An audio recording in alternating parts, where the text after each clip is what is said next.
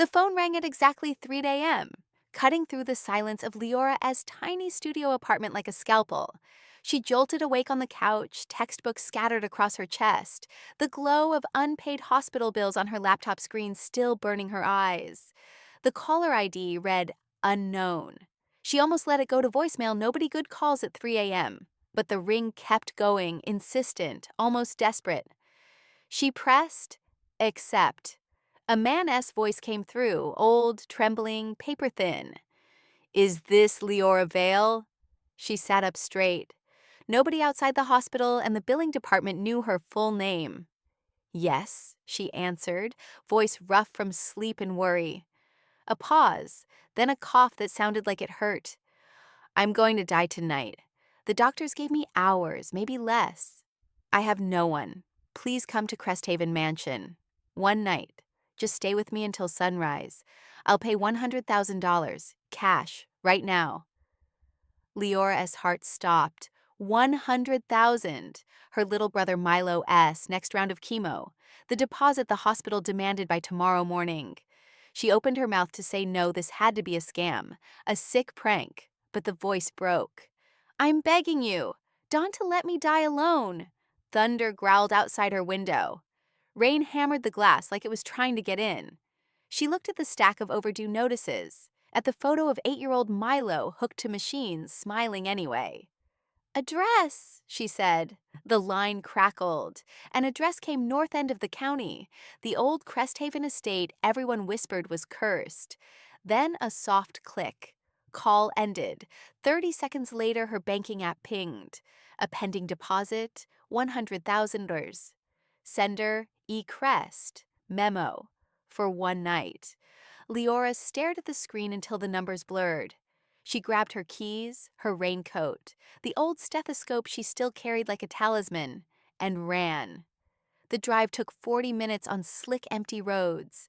Lightning stitched the sky, revealing the mansion in flashes, black stone towers, windows like empty eyes, ivy strangling every wall. She turned into the private drive. Iron gates loomed, 12 feet tall, wrapped in chains thick as her wrist. She rolled her window down, rain soaking her arm, and reached for the call box. The gates opened on their own. No creak, no motor, just a soft sigh as the chains slid away and the massive doors parted like they'd been waiting for her. Leora's foot slipped off the brake. The car rolled forward on its own for a moment before she caught it. Headlights cut through sheets of rain, illuminating a courtyard of dead fountains and marble statues staring at nothing. She parked beneath the porte cochere. The front door carved oak big enough for a cathedral stood ajar. Warm candlelight spilled out, gold against the storm. Leora stepped into the foyer. The door closed behind her with the gentlest click. Silence rushed in, thick and heavy. No hum of electricity, no ticking clocks, only the rain outside and her own heartbeat. A single candle burned on a marble table, flame impossibly tall and steady. Beside it sat a leather satchel, zipper open, stuffed with banded stacks of $100 bills. A note in spidery handwriting lay on top. Welcome, Leora. Money is yours the moment you step inside. Stay until sunrise. The house will keep you safe. Ayas. She touched the cash real crisp, more money than she'd ever seen in one place. Her fingers trembled. A voice drifted from deeper inside, faint but clear. Leora? Old, fragile, but unmistakably alive.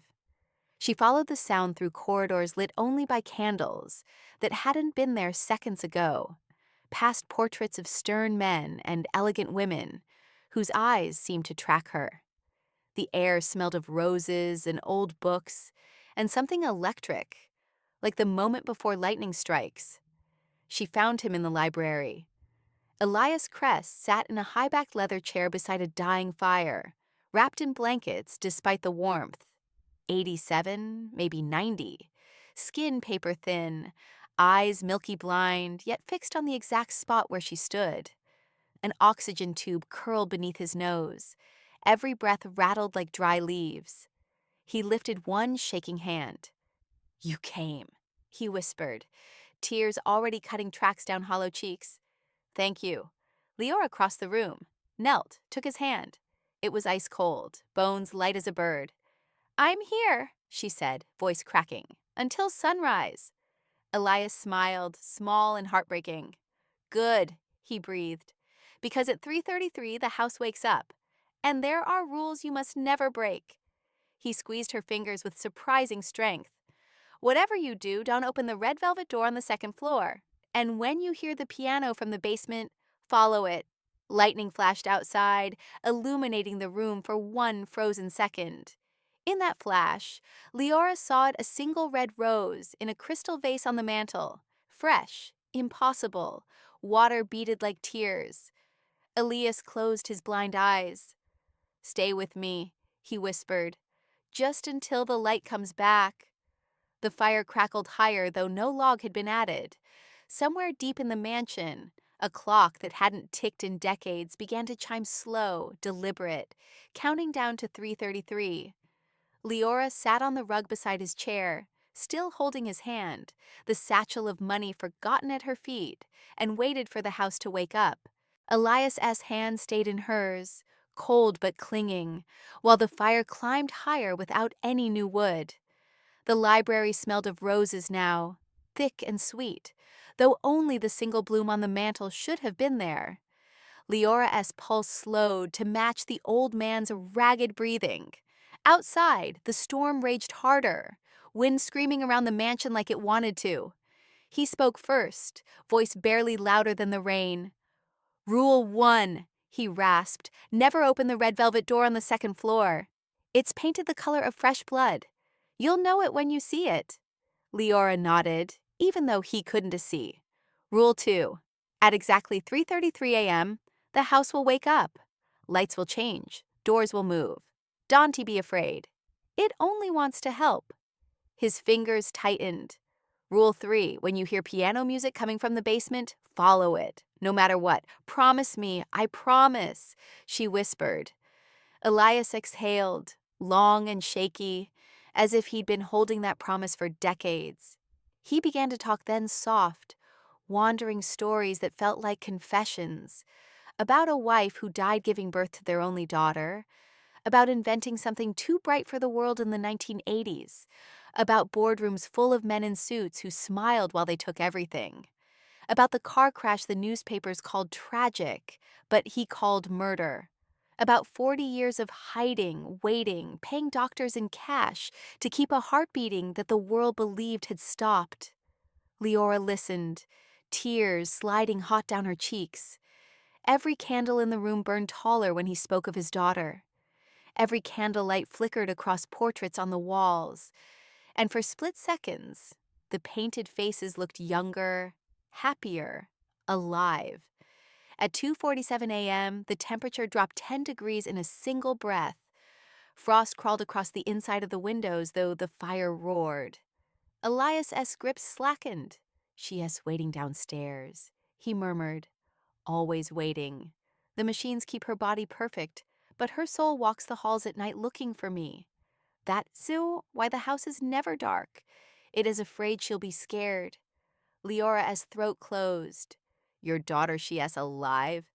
Alive enough, he said, and smiled like it hurt. You'll see. He dozed then, head lolling against the wing chair, oxygen hissing soft. Leora stayed kneeling, afraid to let go. The mansion creaked around them, old bones settling, or something else moving behind the walls. At 3:12 a.m. sharp, every candle in the library snuffed out at once. Darkness swallowed the room. Leora's heart slammed against her ribs. She reached for her phone flashlight dead. The fire died to embers. Even the storm outside went silent. Then, one by one, new lights bloomed. Not electricity. Something softer, blue-white, rising from the floorboards themselves like moonlight made solid. The portraits glowed. The red rose on the mantel shone like a ruby lantern. Elias stirred, eyes still closed. It is time, he whispered. The house is awake. A childish giggle echoed somewhere far above light, delighted. Impossible. Leora stood, legs shaking. Elias's hand slipped from hers, but he was smiling in his sleep. She stepped into the corridor. Candles had relit themselves along the walls, but the flames were pale blue now, casting no heat. The grandfather clock at the landing read 3:33, yet its hands spun backward fast enough to blur. Every door on the second floor stood open except one padded in red velvet, brass handle gleaming like a fresh wound. Leora's feet carried her toward it without permission. The giggle came again, closer, dancing down the grand staircase. She forced herself to turn away from the forbidden door. Downstairs, the library fireplace roared back to life on its own. Elias slept on, chest rising and falling in perfect rhythm. A new sound drifted up from below the house, soft, hesitant piano notes. A lullaby her own mother used to hum. The same four notes repeating, calling. Leora looked at the clock. 3:33 exactly. The house exhaled around her walls shifting, floorboards sighing, and in the library wall where only books had been moments ago, a narrow elevator door slid open without a sound. Brass, Art Deco, no buttons except one pointing down. A floor that didn't exist on any blueprint she'd glimpsed on the ride in. The lullaby grew sweeter, clearer, coming from inside the elevator shaft. Leora glanced back at Elias. He was still smiling, tears glittering on his lashes. She stepped into the elevator. The doors closed with a whisper. As it began its impossible descent, the blue-white light followed her, wrapping gentle around her shoulders like a child's arms. The piano played on patient, loving, waiting. And somewhere far below, in a room the world had forgotten, a heart that should have stopped 40 years ago kept beating for the girl who had finally come to hear its song. The elevator descended in total silence, yet Leora felt every inch in her bones. The blue-white light inside the cage pulsed like a heartbeat, warm against her skin. The lullaby grew louder with each passing second, her mother-esque lullaby, note perfect, played on a piano that sounded brand new yet impossibly old. The brass floor indicator never moved from the single glowing arrow pointing down, but the ride felt eternal. The doors slid open onto a corridor that should not exist. White tiles gleamed under soft golden light. The air smelled of antiseptic and roses. Hospital rails lined the walls, but instead of fluorescent tubes, tiny glass spheres floated overhead, each one glowing with the same blue-white energy she had seen upstairs. At the far end stood a single door painted the exact red of the forbidden velvet upstairs, but this one stood wide open. The piano waited inside. A grand Steinway, black and flawless, sat in the center of a perfect 1950s hospital room. IV poles, heart monitors, a mechanical ventilator, all vintage, yet humming and blinking like they'd been switched on yesterday. And in the bed, surrounded by clear curtains that moved though no wind blew, lay a woman. She was beautiful in a way that stole breath. Long, dark hair spread across the pillow. Skin pale but flawless. Lips pink. Chest rising and falling in slow, perfect rhythm. She looked 30, maybe 35, but the chart at the foot of the bed read, Patient, Serafina Crest, Dobb, March 12, 1979, date of admission, October 31st, 1984, condition, persistent suspended animation stable 40 years. She'd been here 40 years, yet looked untouched by time. The piano played itself. Keys depressed under invisible fingers, the lullaby now so tender it hurt. Leora stepped closer, tears already falling. The woman in the bed, Serafina, had Elias's cheekbones, his mouth, and around her neck hung a single red rose pendant, identical to the fresh bloom upstairs. A soft voice came from the doorway behind her. Elias. Impossible, standing without his wheelchair, oxygen gone, eyes still milky, but somehow seeing. I carried her down here the night they told me she was brain dead, he said, voice steady for the first time. The world wanted to pull the plug. I refused. He walked no, glided to the bed, and took his daughter's hand. I invented the halo sphere to save her, he continued. 0-point energy. 1 unit the size of a grapefruit can power a city forever. They offered billions to weaponize it. When I said no, they took everything: my company, my name, my freedom. Threatened to let her die if I ever spoke. So I paid them to forget us. And I kept her alive down here, hidden, waiting for someone who would choose life over money. He turned to Leora. I watched you on the hospital cameras for months. You sat with dying children no one else would touch. You sang that same lullaby to your little brother when the pain meds wore off. The house felt your heart before I did. The floating spheres brightened, drifting closer like curious fireflies. I am dying tonight, Elias said simply. When I go, the sphere goes with me unless someone new accepts guardianship. Medical, legal, everything. You, Leora, only you. He placed something in her palm, a small glass orb, no larger than an orange, warm, pulsing, threaded with copper filaments. The halo sphere, the real one. It will keep her alive until you decide what the world deserves to know. At sunrise, I'll sign the papers. Then is yours, Serafina, the patent, the fortune, the truth. Leora stared at the sphere, then at Serafina's peaceful face, then at Elias glowing now, edges blurring like candle smoke. But I'm nobody, she whispered. You're the somebody who stayed, he answered. The heart monitor beeped steady. The piano finished the lullaby and began a new melody, soft, hopeful, a song that felt like tomorrow. Elias leaned down, kissed his daughter's forehead. Listen carefully, he said, voice fading. When the clock strikes 5, the elevator will take you back up. Bring her with you. The red door upstairs opens only for the new guardian. Inside are the documents the world tried to burn.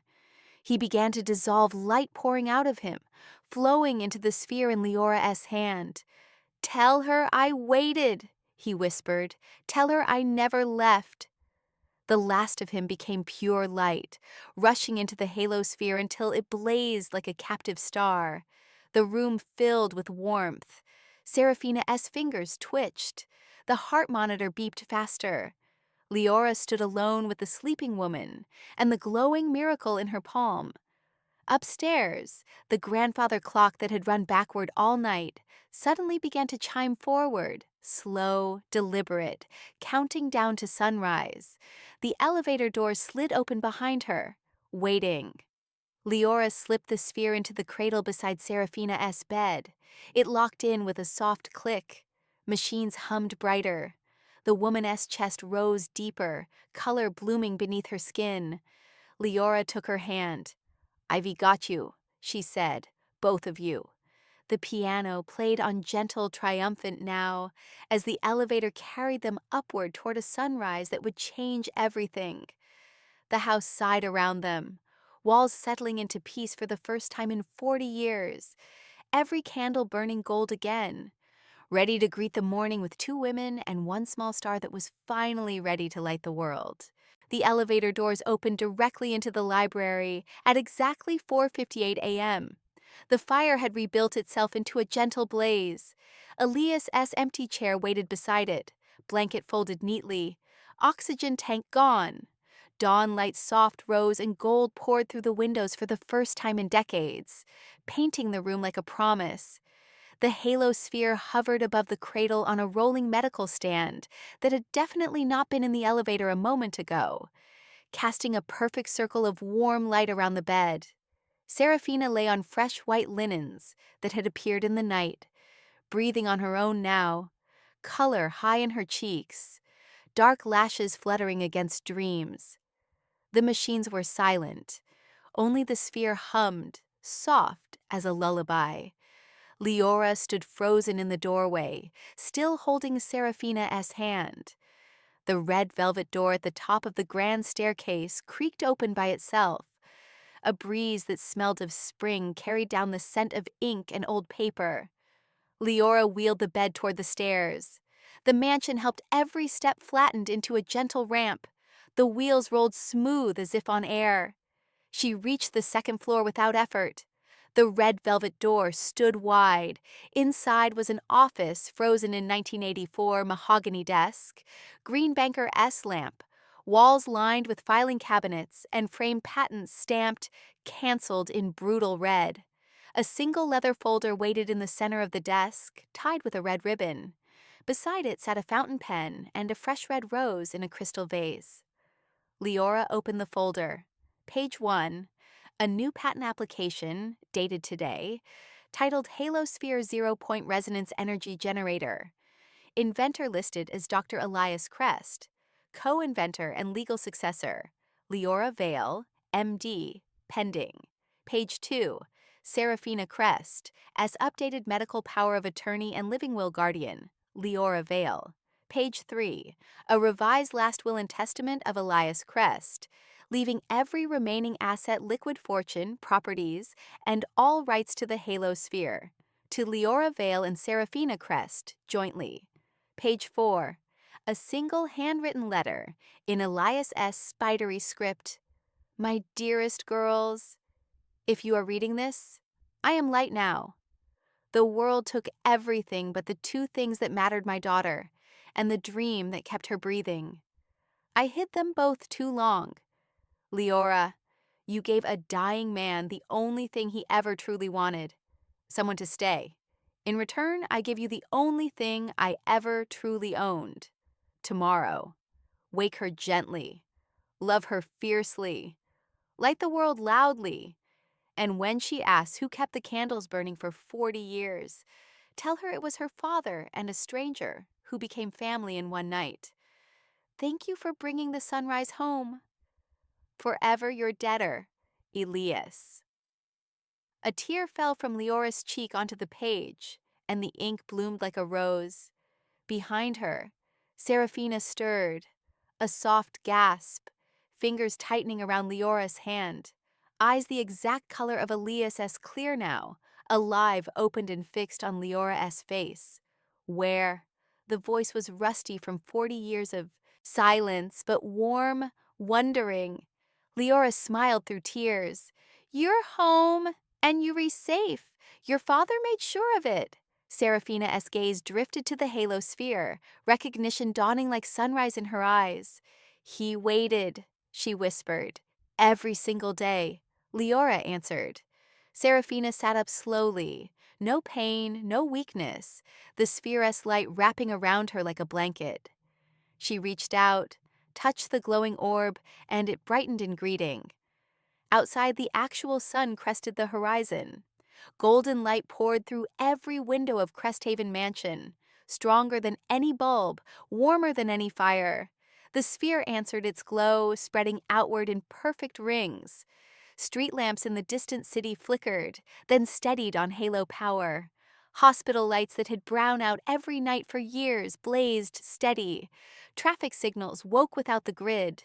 The world's first taste of free, endless energy, and it came from a mansion everyone thought was haunted.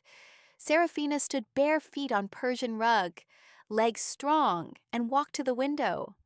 She pressed her palm to the glass and watched the light spread across the valley. He did it, she breathed. He really did it. Leora joined her, the two of them framed in dawn, the halosphere hovering between them like a small star. No, Leora said softly. We did. Serafina turned, eyes shining, and pulled Leora into the first hug either of them had known in far too long. Above them, the mansion exhaled one final time, walls straightening, ivy blooming green overnight, every candle snuffing itself into gentle smoke. The house was done hiding. Down in the courtyard, the dead fountain sprang to life, water dancing higher than ever before. Red roses burst open along every path, thousands of them, petals catching the sunrise like drops of fresh blood turned to rubies. The red velvet door closed softly behind them and vanished into the wall, never to appear again. Cresthaven Mansion stood open to the sky, light pouring out of every window, the halo sphere singing its quiet, endless song. And somewhere in that light, Elias Crest smiled finally. Finally at peace. The first morning light turned the entire valley gold, and Cresthaven Mansion glowed like a living lantern at its heart. Leora and Serafina stood on the grand balcony, arms around each other, watching the halosphere-esque light ripple outward in perfect circles. Every town within 50 miles woke up to power that cost nothing and would never run out. Hospital generators shut down for the first time in decades. Traffic lights blinked awake on their own. Children looked out windows and saw their nightlight still shining long after sunrise. By noon, the world knew. News helicopters circled the mansion like curious birds. Phones rang off the hook governments, scientists, billionaires, mothers whose kids were on ventilators. Leora and Serafina met them all in the courtyard that had become a garden of red roses overnight. They rolled the halo sphere out on its cradle, let it float 3 feet above the fountain, and simply turned the copper rose key one click. The sphere sang. A visible wave of soft blue-white light rolled across the sky, gentle as sunrise, strong as forever. Every city on the continent felt it. Lights steadied, meters stopped spinning. Hospital bills became museum pieces. Oil rigs in the Gulf went quiet. Wind farms slowed in respect. The age of paying for power ended in one heartbeat. Serafina spoke first to the cameras, voice steady and clear after 40 years of silence. My father kept me alive with a dream the world tried to kill. Today, we give that dream back, free, to every child who has ever been afraid of the dark. Leora stepped forward beside her, still in the same rain-damp clothes from the night before, eyes bright with tears and triumph. Elias Crest's last wish was that no one ever again choose between medicine and electricity. As of this morning, that choice no longer exists. They unveiled the open-source patent together, every blueprint, every line of code, every safety protocol uploaded to every server on Earth. Within hours, factories in Detroit, Bangalore, Sao Paulo, and Lagos began printing halo spheres the size of softballs. Within days, villages that had never seen a light bulb danced under clean, endless stars of their own making. The mansion itself became the Cresthaven Institute, half home, half laboratory, all heart. The basement hospital room was transformed into a sunlit library, where Serafina taught music to children who had never needed to ration electricity for homework. The Red Velvet Office became Leora's research wing, training the next generation of doctors and engineers who would grow up believing energy poverty was a fairy tale. Years flowed like the fountain that never stopped singing. Leora finished medical school on scholarships funded by grateful nations. Serafina, forever 35, thanks to the sphere's gentle side effect, traveled the world planting red roses at every new halo station, telling her father's story to anyone who would listen. They turned the ballroom into a wedding hall. Leora married the quiet paramedic who had once carried her little brother Milo through the ER doors. Serafina walked her down the aisle under chandeliers, powered by the same sphere that had kept her breathing for 40 years. Milo cancer-free, now a teenager grew up calling Serafina Aunt Sarah and Elias grandfather Light. Every birthday, he released a single red paper lantern from the balcony. It rose to join the millions of others that now floated above cities, powered by halo spheres, a constellation made by human hands. On the 20th anniversary of that night, the entire world dimmed its lights for 1 minute, at dawn, a global thank you. From space, the planet went dark, except for one bright star on a hill in the countryside. Cresthaven Mansion, the halo sphere still hovering in the courtyard, still singing its quiet, endless song. Leora and Serafina stood together on the same balcony where everything began. Older now, arms linked, watching the minute of darkness give way to a wave of light that rolled across continents like a sunrise made of human hope. Serafina rested her head on Leora's shoulder. "He can see us now," she whispered. Leora smiled, eyes shining. He never stopped. The original halo sphere pulsed once warm, proud, eternal, and every sphere on Earth answered in perfect harmony. For 10 perfect seconds, the planet blazed brighter than the sun, then settled into the gentle glow that had become as ordinary as breathing and as miraculous as the first dawn. Red roses bloomed along every road leading to the mansion, planted by children who had never known a power bill. The gates stayed open forever. The house kept every candle ready, though it never needed them again. And somewhere in that endless light, Elias Crest young again, eyes clear, arms open, watched the 2 women he loved finish the work he started with one desperate 3 a.m. phone call. The billionaire who begged a stranger to stay the night had given her the sunrise. She gave it to the world, and the world, at long last, lived in the light he waited 40 years to share.